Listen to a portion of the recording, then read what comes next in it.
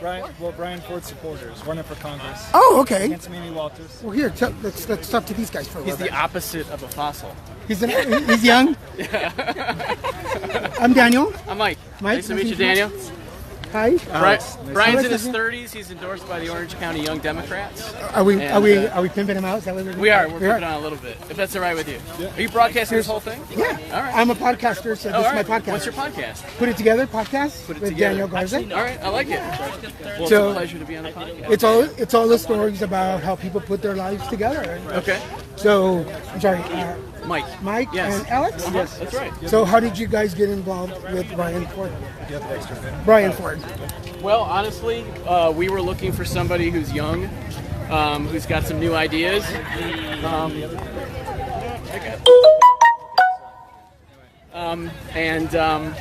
Someone who is pro-LGBTQ, somebody who is concerned about climate change, somebody who wants to fix our immigration system and give our dreamers citizenship. Somebody who wants to stop all the gun violence in the country. We're looking for somebody who wants to give universal health care to everyone, bring everybody into the Medicare program. Somebody who actually cares about national security, who might not want to collude with the Russians, et cetera, et cetera. Somebody who is just on the right side of history. Now you are here in Orange County? Yeah. Born and raised, or? Am I? No. I'm actually from Detroit. Are you? But Brian... Hello, Detroit. But Brian was born and raised here in the district. Okay. Tustin. Born and raised in Tustin. Went to Tustin High. Went to UCLA. Then he went to the Peace Corps. He served in Nicaragua for 2 years in the Peace Corps. And then he stayed in Nicaragua. He is pimping him out. Well, that's my job. But let's start. But I love the guy, and I think he'd be a good representative. Well, let's talk about you for a second, Mike. What brought you from Detroit to Orange County? What brought me? I'm a filmmaker. Oh, are we all? So, yeah. So I moved to Hollywood, and began working at Sony Pictures and at the studios, and I worked at a talent agency and worked as a writer. I'm an actor, but really I want to wait tables. Well, I'm an actor and I work promotions. So There you go. Actually, I am an actor too. So we should talk more about this afterwards. Well, as an actor, I find, I don't want to speak for you, but I find that, because I've done some acting too, and I find that your job is to put yourself in somebody else's shoes. Yes. Your job is to empathize with the character that you're playing. Exactly. And I think that actually ends up, people ask, why is everybody in Hollywood a liberal? It's because they actually care about other people, because they're engaged in empathy in their profession. Well, and then as a result, their politics are politics of empathy. They care about other people. Let me ask you this, because a lot of people talking about politics and entertainment. There are people out there who say that as actors or filmmakers or people in the business, we should shut up and just do our job and don't worry about politics. Right. But here, you are here. That's nonsense. Speaking about Brian Forde. Right. What do you say about that? Nothing affects our lives more than politics.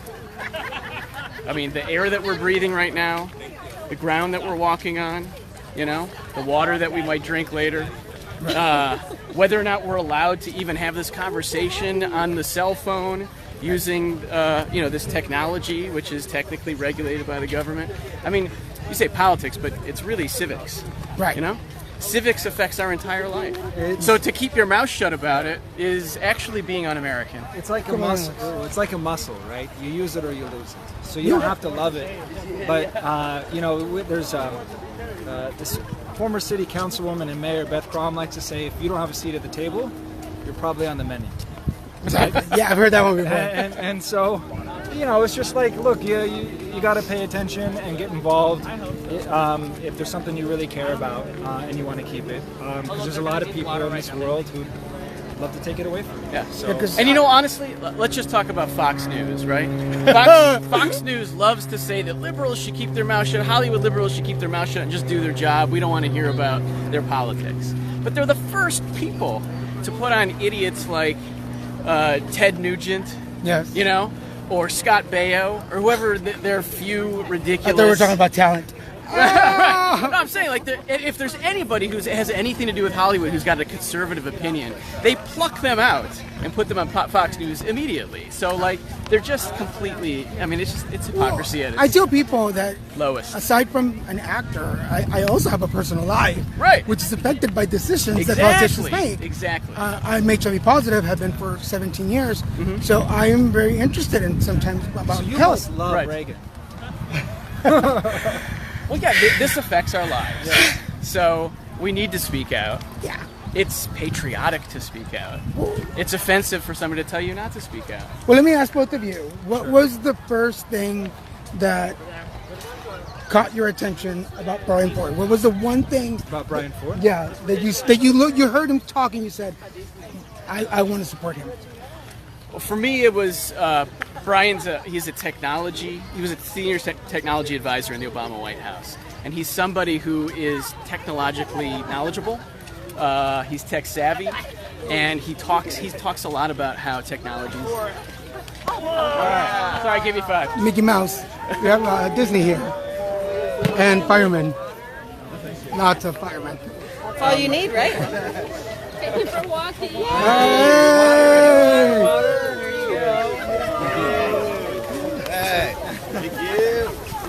Thank you, guys. More cheerleaders. Woo! Oh, cool. How about you, Alex? Yeah, so I'm actually not an actor. I'm an engineer, and I do renewable energy. I really am. I do renewable energy, green building stuff, and so for me, both my parents worked up. Actually, to make a long story short, both my parents are engineers, and they worked at a place called Hanford, which was where they made the bomb grade for Nagasaki during World War II. And so I grew up very concerned about energy and where it comes from, and weapons proliferation and waste, especially associated with nuclear. But as I came of age, I also started paying attention to other forms of energy and understanding the impact of fossil fuels on our life. And for me, it really sunk home because, so I'm 34, and I went to, in 2000, when I was a freshman, sophomore in college, the Iraq War was kicking off. Oh, okay. And so, I really saw that come into play, and there were millions of people marching in the streets around the world. I was in Seattle. I'm from Seattle area originally, and so we were also up there for the WTO and understood what multinational organizations and how they could have an impact on our lives. So, I'm trying to make a long story short, but basically it's something that I've been somewhat clued into from a very young age. Got it. And at its core, when you strip away money, when you strip away politics, I think the one fundamental thing that really defines civilization is our access to clean and affordable energy. And if you can democratize that, then you can really free communities in ways that I think are profound and really changes the paradigm in interesting ways. So for me, it's energy is the underlying kind of thing. And Brian is very passionate about getting to 100% renewable energy. Nice. And he supports legislation that is sound. It's not just, I'll just promise you something, because it sounds cute and everyone loves Tesla. But it's, he's wonky enough to kind of dive into the details and really understand how we're going to get there. Does that make sense? Yes, we're going through the line right now. Yeah! This is our first turnaround. So I do, when I'm not doing this stuff, I do renewable energy. I've worked on a solar-powered microgrid for 10,000 people in Huntington Beach. Oh, wow. I do green building at both residential, commercial, and industrial scale. So Intel, Boeing, U.S. Navy, Seattle Public Schools. I've also done a high-end solar house. So I mean, dang. This is what I do normally, but every now and then I feel like you got to take a break and do your civic duty. Yeah. Well, let me remind folks, this is Daniel Garza with Put It Together Podcast, and we're walking at the AIDS Walk, Orange County. And I'm here with a new friend, Alex. I didn't get your last name. McDonald. That's McDonald. Yeah. We're talking about, we started talking about Brian Forde and they're campaigning for him, but I'm really finding Alex really interesting. He's an engineer here in Orange County, a mechanical engineer. out of Seattle, correct? Well, I've been here for like 5 years. I'm California. You're not yet. Yeah. Not yet. You need a couple more years. Okay, 2 more years. 2 more years, and then yeah, I'm it's, California. everything after 7 is good. Okay. But we're talking about why he got interested in campaigning for Brian Forde. Let me ask you, since you I also worked in the Obama campaign in 08. Oh, okay. And do I've done you other think stuff. young people are as interested in politics as we think, or not? Yes, but I think it's important for people to understand what that means. In that, I think you're always going to have a bigger turnout, like at a Super Bowl or a Kanye West concert, and that's just the nature of people. So some people get really excited and think, "Oh, this is going to be it." These things ebb and flow. I think the Romans were right when they talk about general population. Unfortunately, give them bread and entertainment. People get comfortable and they enjoy their creature comforts, and and people fear change. And rocking the boat is hard, and and even thinking critically or challenging certain beliefs that have made you comfortable and that you've grown up with is difficult. Yeah. So to stop beating around the bush and kind of get to the answer to the question.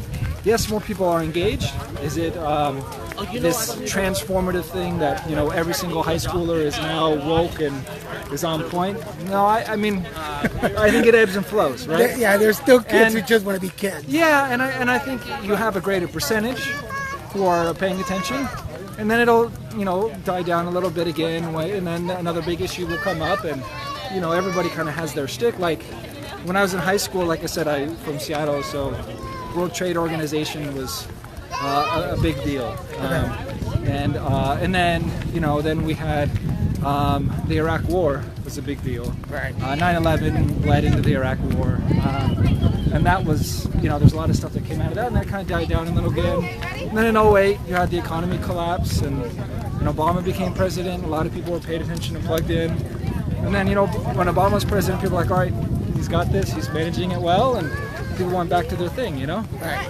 And unfortunately, we got too comfortable, and now we're dealing with Trump, and so now people are engaged again, trying to push it back in the right direction. So, like I said, I think it ebbs and flows as the situation. Now, there are some people that say, and I kind of believe this, that the current administration is an opportunity for all of us to wake up and unite and really make some changes. Sure. So, look, I think it's also important to put this into historical context. This whole political paradigm has shifted right significantly.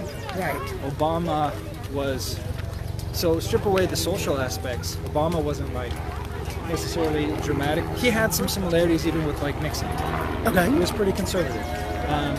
The tax rate used to be much higher. Right now we're down at 20%. It used to be well over 50. When FDR was president, you were upwards of 90 at the highest, 90%. Now, obviously, people had deductions and whatever, but still, tax rates used to be much higher than they are now. And it was really in the 70s things started to pivot right. So I think what you're seeing at best, hopefully, is a pivot more towards the left, and historically speaking, more towards a middle ground. Right, cool. So we feel like it's shifting left in a big way because in our relative position of what we've experienced. So, how young are you, may I ask? 47. 47. So, yeah, Carter and Reagan probably had a big impact on you. But that's when that shift right started really happening. Got it. And so all you've experienced is this shift to the right, and now hopefully we're shifting left. Got it. Does that make sense? Yeah, totally.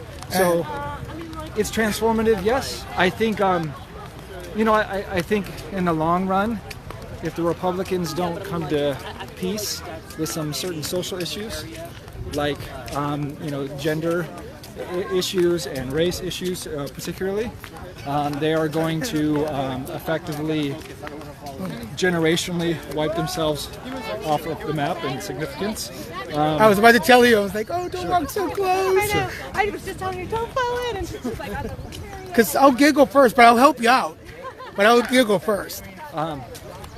But I think the people who are interested in republicanism and the ideals associated with economics, I think that's going to be lasting.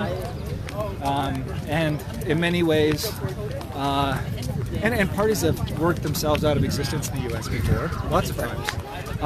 And so if they push hard right, you just will have a fissure between like neoliberals and progressives in the Democratic Party, and they'll become the new Republicans and the new Democrats. You know what I mean?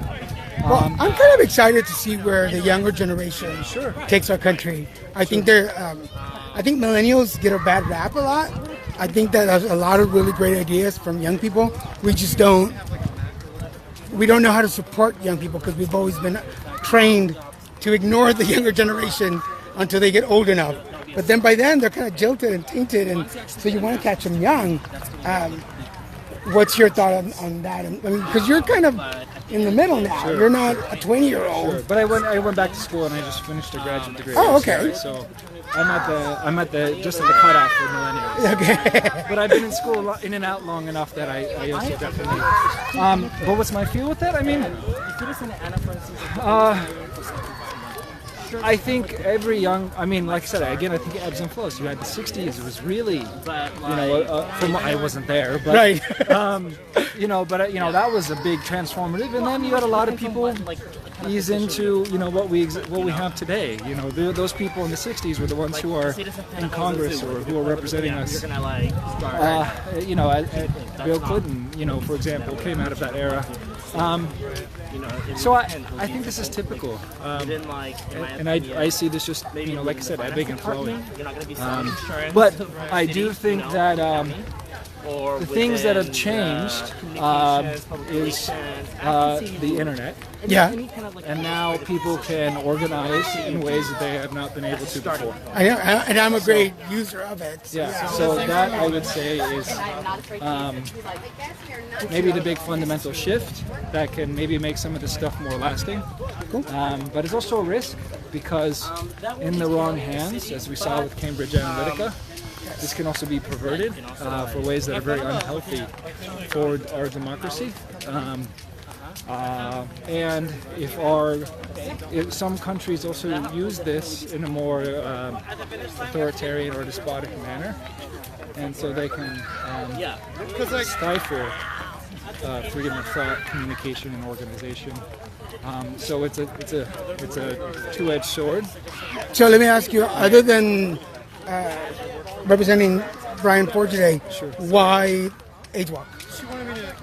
Why be here? So, to put it in a nutshell, I grew up in the Seattle area, or came of age in the Seattle area. I was a pretty liberal kid. I had blue hair, mohawk, or whatever. Really? Back in the day. I'm actually straight, but I had a lot of friends because the music scene, as this evolved in Seattle, was in the gay bar, right? And so, when I was much younger, even I was bullied. So I understand what it feels like to be. It's not that I am saying that I am, but I have empathy, right? Hey, but bullying is bullying. But I've been othered, right? I've been treated in a different way, and so. And I grew out of that. I matured, as I grew older. But when I was younger, and then having blue hair, I marched in gay rights stuff in the streets. Cool. But having blue hair at that time too, I was called names, and people would be like, Right. and I'm like, whatever. The perception of. Yeah. Just because I look different. But being a white guy, I can always just change my hair and blend back Right. in. So I'm not saying, my point is I'm very sympathetic, and I have lots of friends who've gone through, stuff, and so I'm very much family, and I understand. Cool. Well, thank you for being here. Yeah. No. Awesome. Yeah, thank you for taking the time to talk to me out here. This is such an improv. We're about to go into the water here. Hold on, guys. Jump over or go around.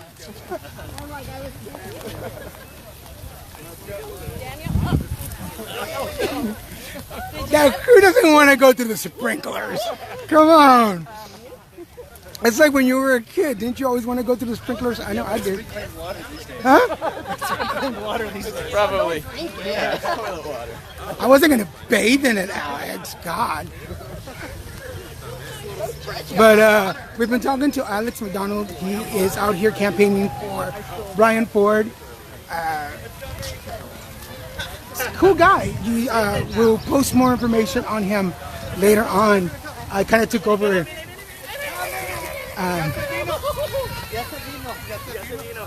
We kind of pushed Mike out of the way and started talking about.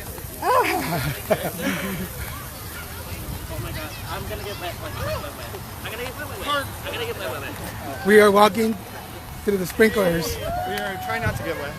But when you're this sweet, you have to be careful. Yay! Woo! When you're this sweet, you have to watch out for water because sugar dissolves. So gotta be. Anyway. All right, no more serious talk, Alex. Yeah. We got you on this serious conversation, but how far are we? How much more do we have? Tough it up. Are we there yet? It's good for you. Somebody said there was a taco truck. I don't see a taco truck. Yeah. It's at the end. At the end? So you got to keep walking. Could have been one on every corner. Okay, for those of you, again, watching, this is Daniel Garza with Put It Together Podcast. We are live from... Where? Hold on, I have it saved here. William. Thank you, Josue. William Mason Park. Thank you, Mike. This is Daniel Garza with Put It Together Podcast, coming to you live from William Mason Park for the 8th Walk, Orange County, 2018. We are, I don't know where we are. I feel like we're lost now. I think we're almost near Tijuana at this point. Now we're entering Narnia. Narnia? Lions and tigers Lions and and bears. Oh my! Monday's coming up. But you don't have your fancy red I didn't slippers. bring my red slippers. No, I ship for next year. We're going to kick your ass out of us. This year is called Rise Up to 8, if you can see the t-shirt. They are not wearing the t-shirt. These guys are supporting Brian Forde, Congress. which Gets Amy Walters. now I'm going to be like seeing if I can interview him for my show. So I'm going to see if these guys can hook me up and do an interview. Thank you. Volunteers giving us water. Yay, Hyundai. These are the guys from Hyundai giving us some water. And we got the cheering volunteers. I don't remember I have this. a question for you. Sure. And so, being someone who is dealing with it, I'm just curious as to your own perspective. Like I said, I'm family, I've got lots of friends. Dealing with, the challenges, I suppose. Are you at all concerned? So PrEP is great, right? I mean, it's done a lot to suppress. It's if you use it right, it works. Yeah. So, hey guys, more cheering committee. so here's an example of a double-edged sword. With the age of, or with the development of Grindr and Tinder, it's very easy to meet someone if you want to have a good night, right? Right. And so, I'm 34, and I grew up, watching AIDS marches in DC and being very scared, and concerned about things like AIDS and HIV and, being, wanting to be very safe. I feel, my sense, and you mentioned having been engaged with millennials, I see in my generation, the millennial generation, a lot of people aren't aware of that. And I feel like some of that concern has gone away. Right. And my then big concern is that we're just setting ourselves up for another outbreak of something. Yes. And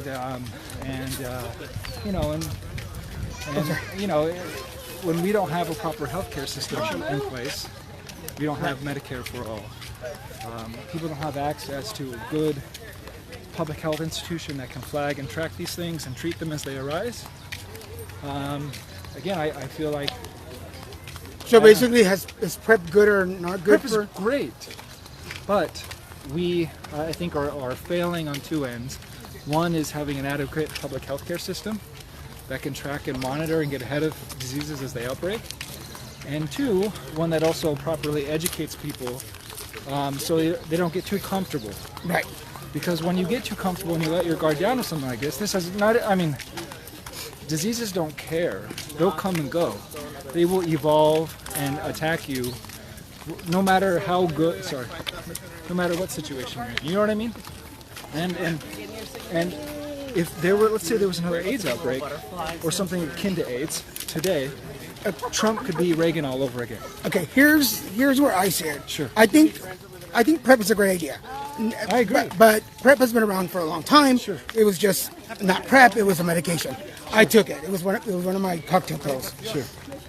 I think that as usual with anything that has to do with HIV and AIDS, we immediately want to target just the homosexual community.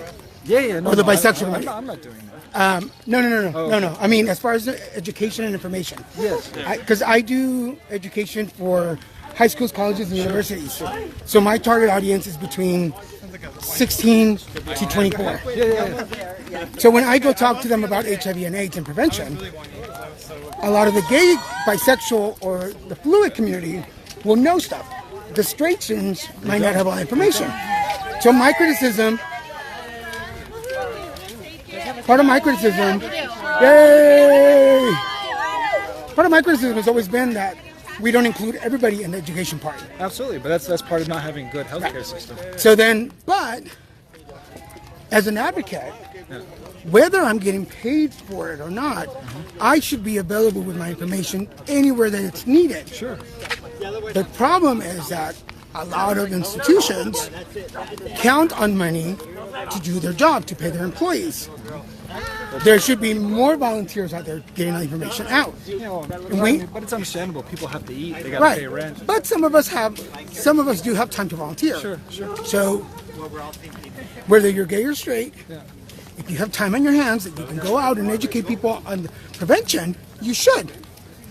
Because then we have these conversations like, is there going to be another outbreak? Sure. Well, we probably wouldn't if we were more aggressive about it. But I think it's a failing to rely on the kindness of strangers.